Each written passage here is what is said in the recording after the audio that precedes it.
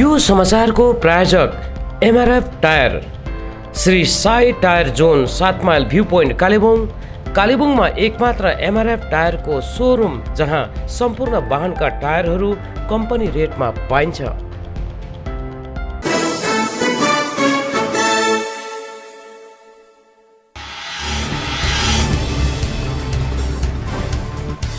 Hill social welfare सोसाइटीको आयोजना अनि केन्द्रीय रेशम बोर्ड भारत सरकारको सहयोगमा एक दिवसीय रोजगार मेला आज सोसाइटीको फिसरी स्थित कार्यालयमा सम्पन्न भयो।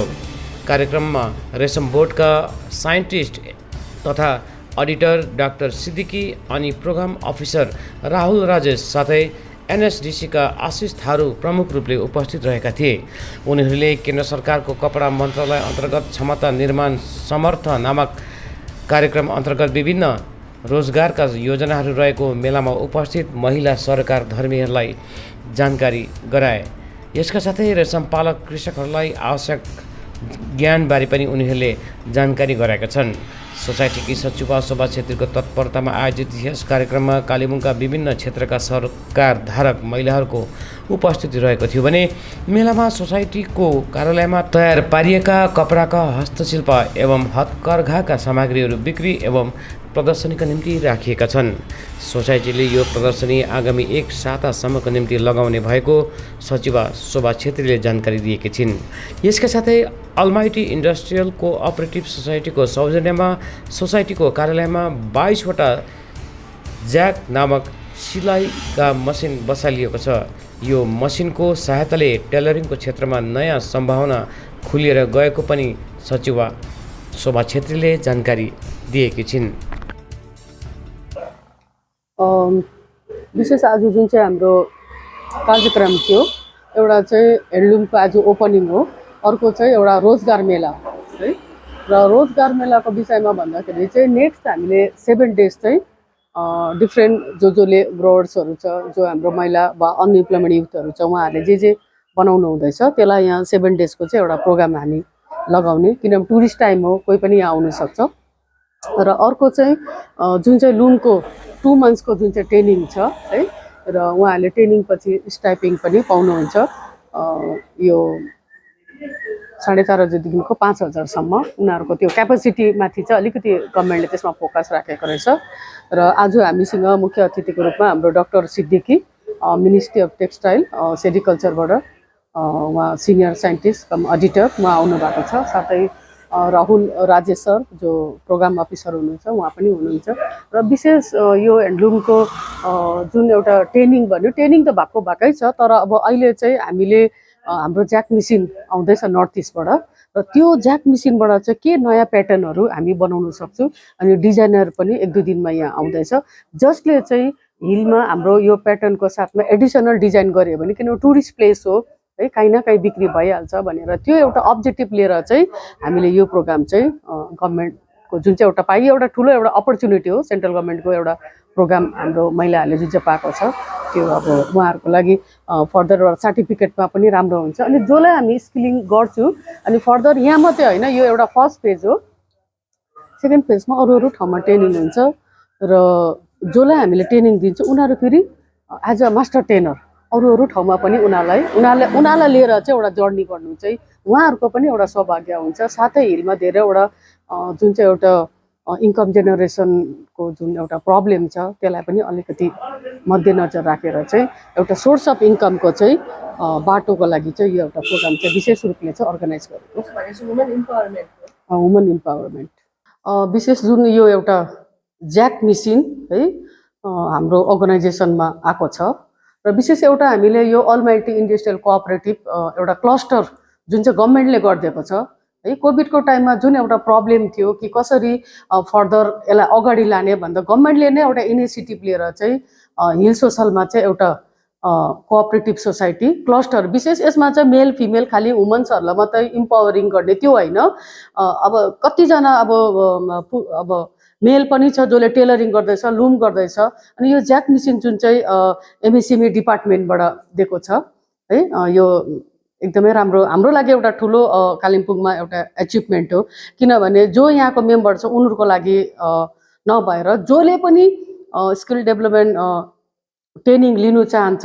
साथै यो जुन मसिन दिएको छ ज्याक मेसिन जुन चाहिँ र टोटल 22 वटा चाहिँ महिलाहरूले पुरुषहरूले आएर उहाँहरूले अब जुन एउटा जसको चाहिँ अलिकति भए पनि टेलरिङमा नलेज छ एकदमै निल उसले त ज्याक मेसिन चलाउनु सक्दैन, किनभने टोटल गभर्मेन्टले यहाँ सेटअप गरिदिइराखेको छ कि अटोमेटिक उहाँहरूले अब बसेर चाहिँ सिलाउने भनेर। अर्को कुरो चाहिँ यहाँ गभर्मेन्टको स्कुलको जुन चाहिँ रेडिमेड गार्मेन्ट यहाँ सिलाउँदैछ हाम्रो महिलाहरूले पनि, अनि गभर्मेन्टको जुन चाहिँ रेट छ त्यही रेटमा नै हाम्रो अहिले हामीले म्युनिसिपालिटीमा हामीले अब सप्लाईको लागि जुन चाहिँ गभर्मेन्टले हामीलाई दिएको छ त्यति चाहिँ हाम्रो एउटा टार्गेट छ। फर्स्ट फेजमा चाहिँ अलिकति छ, त्यो हामीले 10 तारिक हामी बुझाउँदैछौँ।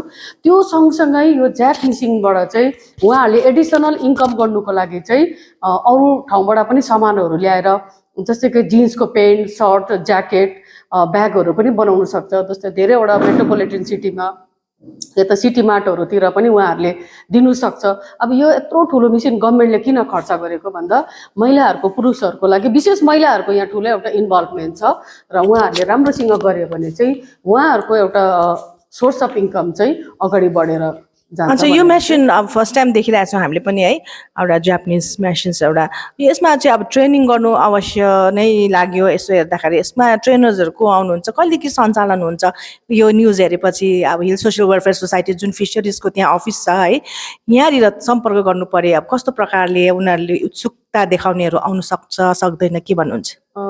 विशेष यो अस्ति 31 मेमा चाहिँ हाम्रो फिन्चे म्याम आउनुभएको थियो, पिडी प्रोजेक्ट डाइरेक्टर दार्जिलिङबाट। उहाँले यो एउटा ओपनिङ पनि गर्नुभयो क्लस्टर जस्तै यो एउटा अलमाइटीको। र यसमा चाहिँ के छ भने यो मेसिन तपाईँले सोधेको जस्तो जसले चाहिँ मेसिन चलाउन जानेकै छैन उनीहरूको लागि चाहिँ अहिले यो होइन। जसले चाहिँ अलिकति एक्सेस गर्दैछ, बनाउँदैछ, त्यो सिम्पल उषा मेसिन वा अरू मेसिनहरूबाट उनीहरूको लागि चाहिँ एउटा स्पेसल ट्रेनिङ दिँदैछ गभर्मेन्टले 13 देखिको है, 15 डेज 20 डेजको एउटा ट्रेनिङ दिँदैछ। त्यहाँदेखिको चाहिँ उनीहरूले अटोमेटिक मसिनमा बसेर चाहिँ फर्दर उनीहरूले मजाले सिलाउनु चाहिँ। यो चाहिँ मेसिन चाहिँ के फर्दरको यो लुगाको लागि हो कि कटन लुगाको लागि कि पोलिस्टर या ज्याकेट केको लागि? सबै, किनभने जिन्स अलिकति हार्ड हुन्छ, सफ्ट हुन्छ है, यस्तो यो पाउपोसहरू बनाउने, म्याट्रिसहरू दिवानमा ओछाउने, यो यस्तो खालको राम्रो मेसिन हो जसले चाहिँ हर कुरोलाई यसले मजाले एउटा फिनिसिङ वर्क चाहिँ गर्नु सक्छ। अच्छा, ट्रेनिङ सकेपछि अब उनीहरूकोमा त यो मेसिन हुँदैन, यहाँ तपाईँको कार्यालय मात्रै छ, त जो फर्दर सोर्स अफ इन्कमको लागि तपाईँहरूले जुन चाहिँ एउटा पावरमेन्ट देखाउनु हुँदैछ मेल एन्ड फिमेल बोथलाई नै लिएर, उनीहरूले कन्टिन्युसली यसमै अब तपाईँहरूसँग काम गर्न सकिन्छ? एकदमै, किनभने यो मेसिन चाहिँ जसले अस्ति जसकोमा चाहिँ अलिकति अब सिकेको आइडिया छ उहाँहरूको लागि हो खासमा चाहिँ। उहाँहरूले अझै गभर्मेन्टले जुन चाहिँ एडिसनल ट्रेनिङ दिँदैछ मेसिनमा हात बसाउनुको लागि चाहिँ, त्यसको पछि चाहिँ उहाँहरू आएर चाहिँ आफ्नो कामहरू यही सेन्टरभित्र नै गरेर जानु सक्नुहुन्छ। अनि गभर्मेन्टले जुन चाहिँ रेडिमेड गार्मेन्ट एउटा अहिले त एउटा स्कुलको मात्रै दिएको छ र उहाँहरूले भन्नुभएको छ कि यसको पछि चाहिँ यो मसिनमा हात बसिसकेपछि चाहिँ कालिम्पोङको म्याक्सिमम स्कुल चाहिँ क्लस्टरलाई दिने। अनि अहिले जुन चाहिँ उहाँहरूको पैसाहरू पस्छ यो अब फर्स्ट लटमा, सेकेन्ड लटमा चाहिँ धेरै महिलाहरू पनि यहाँनिर अरू पनि मसिन छ उहाँहरूको लागि पनि अपर्च्युनिटी हो। यदि कसैलाई लाग्छ कि हामी पनि रेडिमेड गार्मेन्ट हामी सिलाउँछौँ भने बल्कमा उहाँहरूले सिम्पल मसिन पनि यहाँबाट लगेर घरमा सिलाउन सक्छ।